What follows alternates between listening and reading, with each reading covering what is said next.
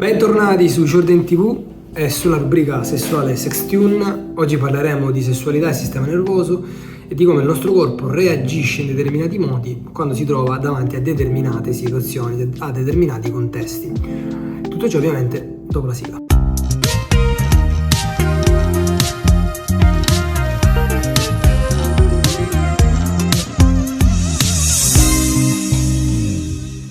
Quando si parla di sesso, quasi tutti parlano di sesso in termini di risultato. Funziona o non funziona? Va bene o non va bene? Ecco, il punto è che è proprio sbagliato fare questa associazione perché il nostro corpo non ragiona così. In questo video voglio spiegarti come il sesso è una risposta del nostro sistema nervoso e prescinde dalle azioni volontarie che noi vogliamo fare. Ecco perché quando si inseriscono ansia, pressione, controllo, monitoraggio del nostro corpo, il corpo stesso reagisce male e noi ci troviamo in difficoltà in queste situazioni sessuali. Ecco perché molte difficoltà sessuali non sono difetti, sono semplicemente dei segnali da comprendere e risolvere. Non per dirti cosa fare, ma per aiutarti a leggere meglio quello che il corpo ti sta comunicando e che magari non riesci a sentire. Partiamo da una cosa fondamentale. La risposta sessuale è un processo automatico. L'apparato genitale è formato da una muscolatura liscia, ok? Quindi involontaria. Si fa i fatti suoi. Un po' come l'apparato digestivo e respiratorio. Quindi il nostro cervello, una volta che riceve determinati input, stimoli, fantasie, immagini, desideri, va in automatico a elaborarli e a reagire a questi stessi input che riceve.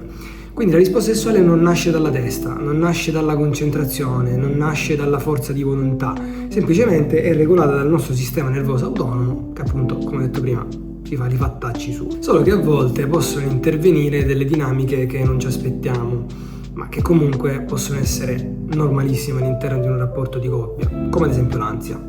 Ecco, una cosa che nessuno dice è che bisogna approcciare un rapporto sessuale nel momento in cui ci si sente abbastanza tranquilli dal poterlo fare, ok? Quindi non ci sentiamo costretti sia da persone che da contesti, lo vogliamo fare, siamo aperti a quella determinata situazione che ci si prospetta e solo così il nostro corpo riuscirà ad avere la tranquillità tale per reagire bene a quella situazione lì. È evidente che se provi ansia, se ti senti un po' costretto o costretta in quella situazione lì, se magari non ti piace il contesto, se non ti senti di andare oltre in quel momento là, il tuo corpo si sente minacciato, quindi attua una serie di azioni che si allontanano completamente dalla sessualità. E tutto ciò non succede perché ti manca il desiderio o perché pensavi di voler stare con quella persona ma in realtà no.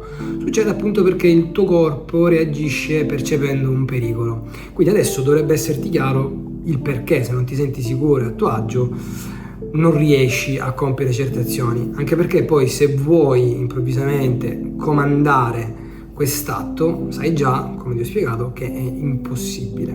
Il comandare l'atto sessuale è inversamente proporzionale, cioè se tu pensi che il tuo pene debba alzarsi, non si alzerà mai. Bisogna semplicemente assecondare e viversi il momento.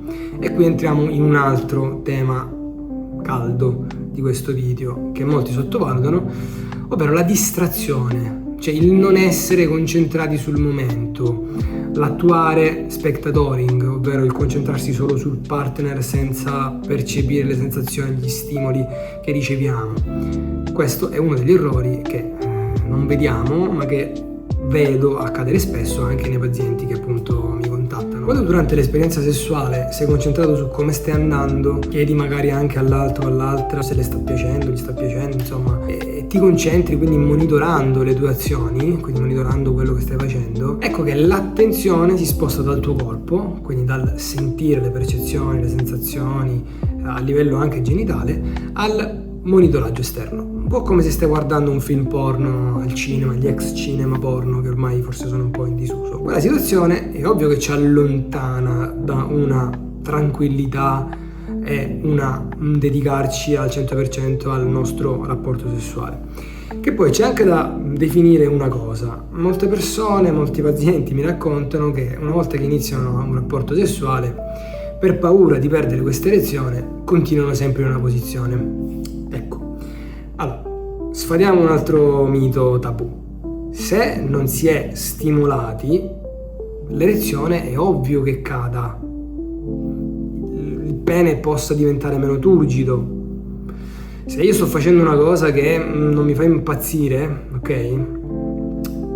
Potrei perdere un po' di erezione, ma non succede niente, cioè è così che va. Ci sono posizioni che ci piacciono di più, posizioni che ci piacciono di meno, è così che funziona. L'importante è capire che il piacere va cercato.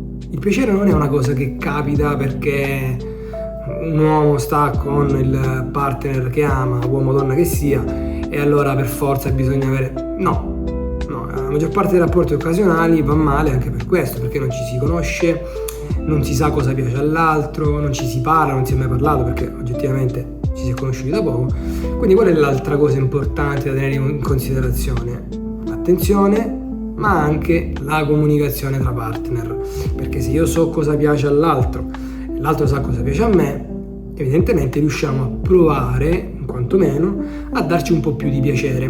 Quindi non abbiate paura di parlare con chiamate, perché il piacere va cercato. Molto spesso mi scrivono dei ragazzi che poi vedo in consulenza e sorpresi del fatto che comunque loro vogliono stare nel momento, si trovano bene nel contesto, stanno bene col partner, però non riescono a durare quanto vorrebbero.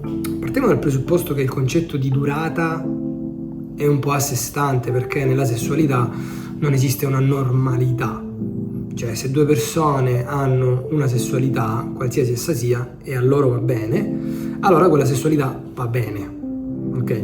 Poi ci si può sempre migliorare, ci si può provare a sperimentare, mettere in pratica fantasie, passare a pratiche un po' alternative, come ad esempio il BDSM e tante altre pratiche che si possono mettere in atto, però bisogna prendere in considerazione il concetto che la sessualità non ha una normalità. Cosa succede? Succede che spesso, soprattutto da adolescenti, quindi vivevamo a casa con i genitori, avevamo un po' fretta di masturbarci, no? Perché magari il bagno era accanto appunto alla casa, alla stanza matrimoniale dei genitori, quindi c'avevo un po' paura, no? E allora si cercava di fare tutto in maniera più veloce.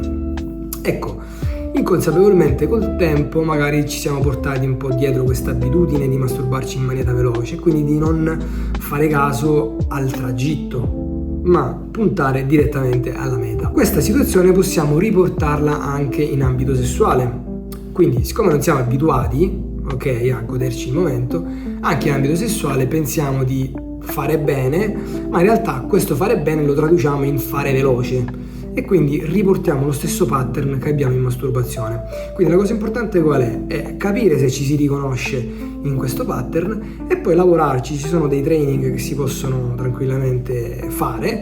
Ovviamente tutto ciò non sostituisce una consulenza con un esperto, sono tematiche generali dove qualcuno di voi si può riconoscere e capire se effettivamente affacciarsi a un terapeuta. Che poi il vero problema non nasce dalla prima esperienza, perché la maggior parte delle persone hanno avuto una prima esperienza un po' catastrofica, diciamo così. Nasce dal fatto che quella prima esperienza è andata male, questo pensiero, diciamo così, ci porta a un controllo sulle nostre azioni, un monitoraggio. Questo continuo monitoraggio ci fa nascere un po' d'ansia. Quest'ansia diventa il problema, perché? Perché creiamo un circolo vizioso, perché la prossima volta che faremo sesso ci monitoreremo, avremo un risultato negativo, saremo delusi, la prossima volta ripeteremo il pattern e così abbiamo creato un circolo vizioso dal quale è difficile uscirne. Ecco, la cosa importante è quella di fermarsi un attimino e non mettere più in atto questo circolo vizioso. Soprattutto in queste situazioni bisogna parlare con il partner o la partner, perché molto spesso si sottovaluta questo aspetto, però la comunicazione nella coppia può sembrare banale, ma è importantissima, soprattutto se avete una buona comunicazione in relazione, quindi al di là della sfera sessuale. E dato che la relazione ha un impatto sulla sfera sessuale e viceversa, quindi hanno una relazione circolare i due aspetti, è importante che in entrambi gli aspetti ci sia una buonissima comunicazione, senza paura, senza vergognarsi dell'altro e cercando anche aiuto nell'altro, no? Un conforto, una parola che ci possa far stare meglio in quel momento specifico. Quindi al di là di cosa succede nel corpo, di cosa rovina la risposta sessuale, di come nasce il problema dopo che succede per la prima volta, dobbiamo attenzionare che con determinate persone ci sentiamo in un modo e reagiamo in un modo, con altre ci sentiamo in un altro modo e reagiamo in un altro modo, perché questo dipende dal livello di sicurezza percepita e di come noi facciamo stare anche l'altro o l'altra, perché la risposta sessuale non è solo fisica, ma è anche emotiva e cognitiva, quindi cosa pensi in quel momento, se siete nel flusso entrambi, no o meno, quindi con chi ti senti osservato, ti senti appunto sotto pressione, valutato, e quindi si attivano tutti quei meccanismi che abbiamo detto prima che ti portano a allontanarti da una situazione sessuale. Con chi invece ti senti a tuo agio, ti senti accolto, allora lì riesci a entrare in connessione e quindi riesci ad avere una buona risposta sessuale. La risposta sessuale quindi non misura il desiderio che hai in quel momento, ma misura semplicemente il contesto e il come ci si sente all'interno di quel contesto con quella persona. Se c'è una cosa che devi portarti via da questo video dopo tutti questi minuti, e anzi grazie per essere ancora qui, è che la sessualità non è standardizzata, non ha una normalità. La sessualità è diversa per ogni persona e per ogni coppia, quindi è infinita nelle sue modalità e modi di viversela. L'importante, come abbiamo detto, è essere tranquilli sul momento, godersi ciò che arriva, le sensazioni, le emozioni, i pensieri positivi di quel momento lì e stare bene con chi si ama. Tutto il resto non conta, ogni rapporto sessuale finisce lì, poi ne ricomincerà un altro. Io dico sempre come una serie Netflix, cioè non è che c'è un episodio più bello, un episodio più brutto, un episodio che finisce magari come non ti aspettavi e va bene così.